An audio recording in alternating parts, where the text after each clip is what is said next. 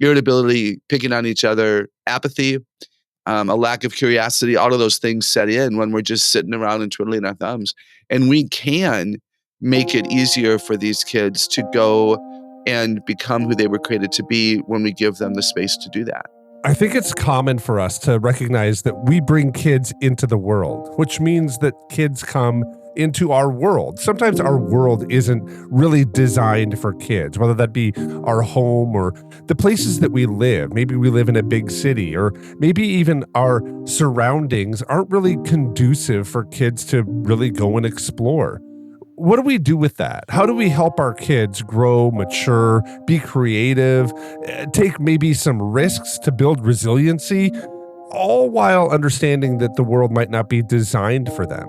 Well, today in the Celebrate Kids podcast, in this daily segment, Facing the Dark, Dr. Kathy's going to go into this and help us explore and understand how we can think well and lead our kids well in this cultural moment. So let's turn now to Dr. Kathy Cook. Don't be afraid of the dark. Be careful with stars. Not every light is gonna guide you, baby. Not every light is gonna guide you.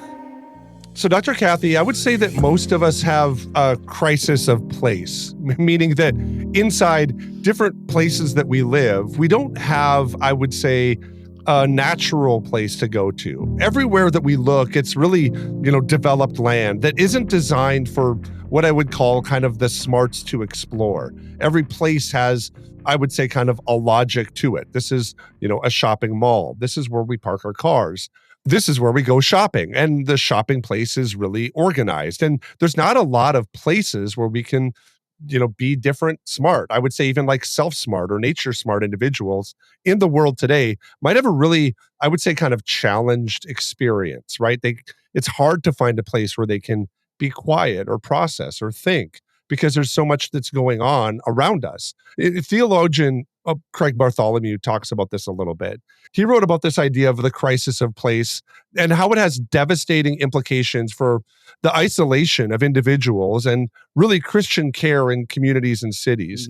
The idea of place doesn't really necessarily connect specifically to land features and geographic coordinates, he says, but he kind of goes on to say that it at least includes different things and different places that we need to be understanding that we're created to be in a place and that we're designed to really care for it. So, Dr. Kathy, I've seen stress in my kids when we're in different places, places specifically where they're not allowed to really explore and play. They can't play in a parking lot, obviously, for obvious reasons. A playground is really nice, but it's not always designed for all of the design and beauty that we have inside of what you kind of call the smarts, to be creative and explore different ideas.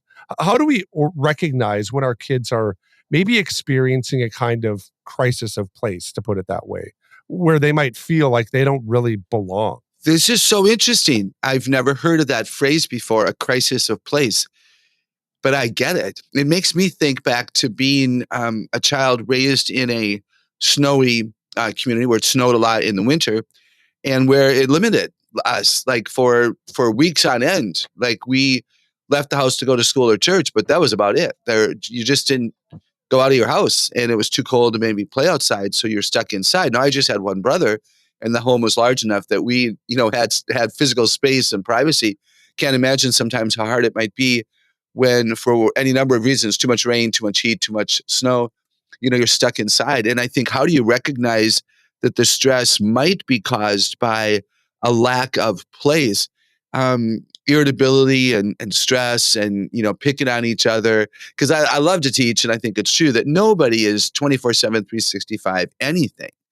Nobody picks all the time on their siblings. Something happens that causes that to happen. So when you begin to see behavior that's not normal, you have a son and daughter who normally play well together, and all of a sudden they can't be in the room. They can't be in the same room together.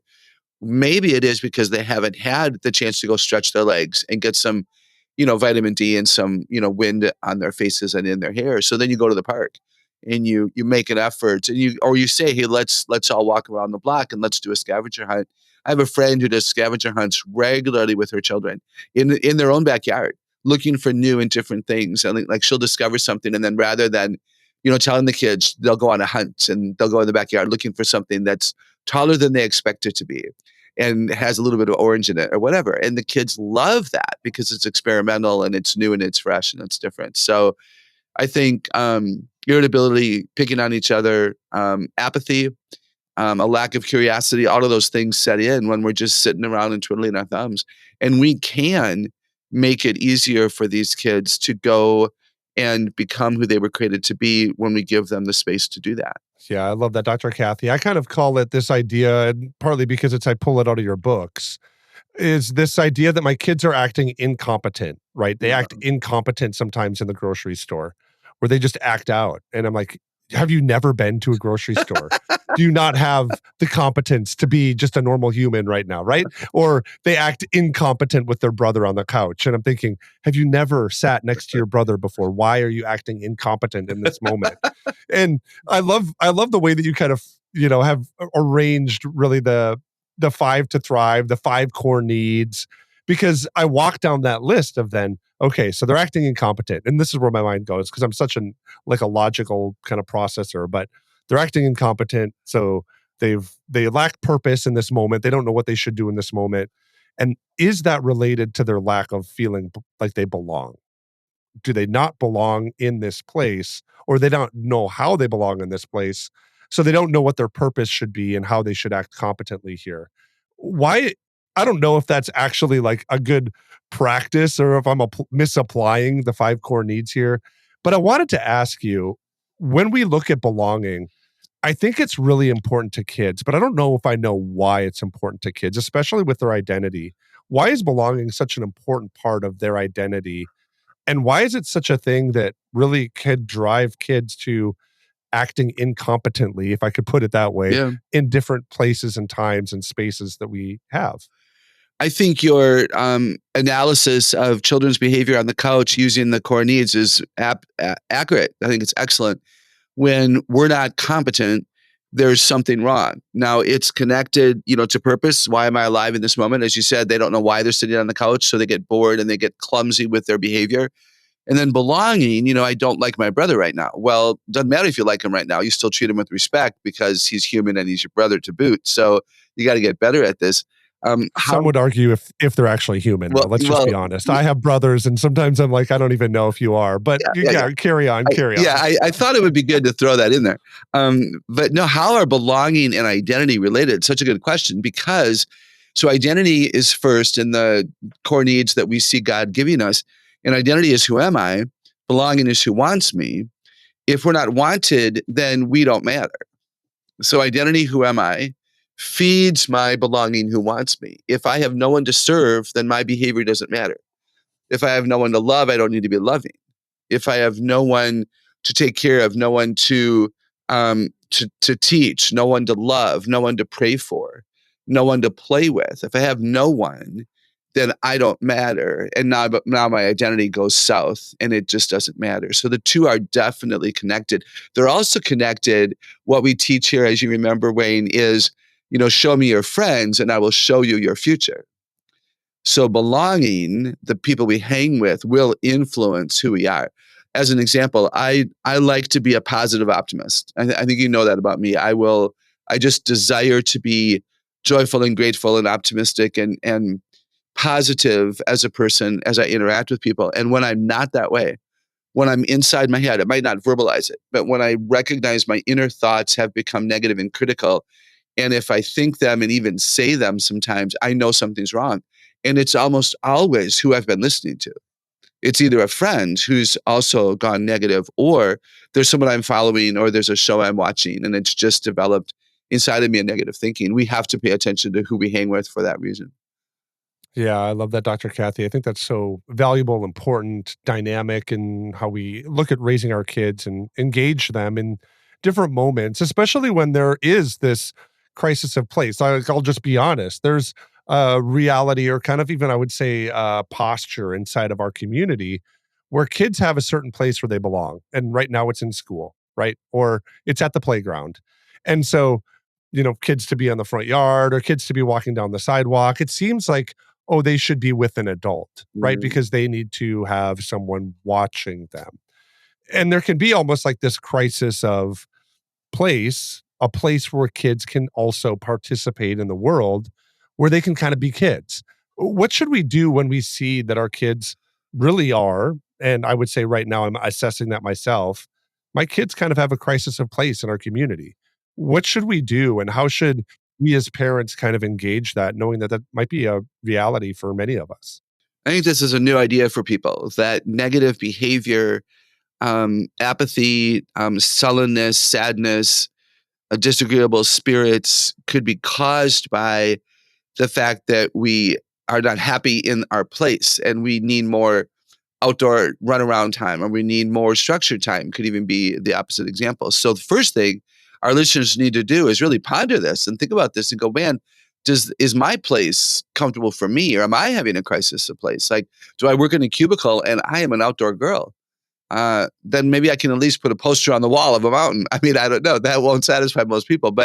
And then I think for kids, like, I think to teach the kids, right, that they could recognize that if we feel that we have a daughter who is acting up and being a disagreeable, difficult kid because she hasn't had enough outdoor playtime lately, she hasn't had enough space and place that is hers because the home is crowded and loud.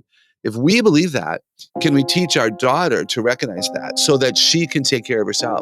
And when she recognizes that she's getting frustrated and that there's just too much loud, that she's allowed to put a headset on, or she's allowed to go to her room for a season of quiet, or she knows to go sit on the front step and just read outside for a bit where her little brother can't bother her because he's not allowed outside. I think that would be really significant to teach our kids to discern and then advocate for themselves. That would be amazing. As Dr. Kathy was talking today, I was reminded of a passage that comes out of Psalm chapter 24, and I'll begin reading at verse 1. The earth is the Lord's, and everything in it, the world and all who live in it. For he founded it on the seas and established it on the waters. Who may ascend to the mountain of the Lord, and who may stand in his holy place? The one who has clean hands and a pure heart, who does not trust in an idol or swear by a false god. They will receive blessing from the Lord and vindication from God their Savior. Such is the generation of those who seek him, who seek your face, God of Jacob.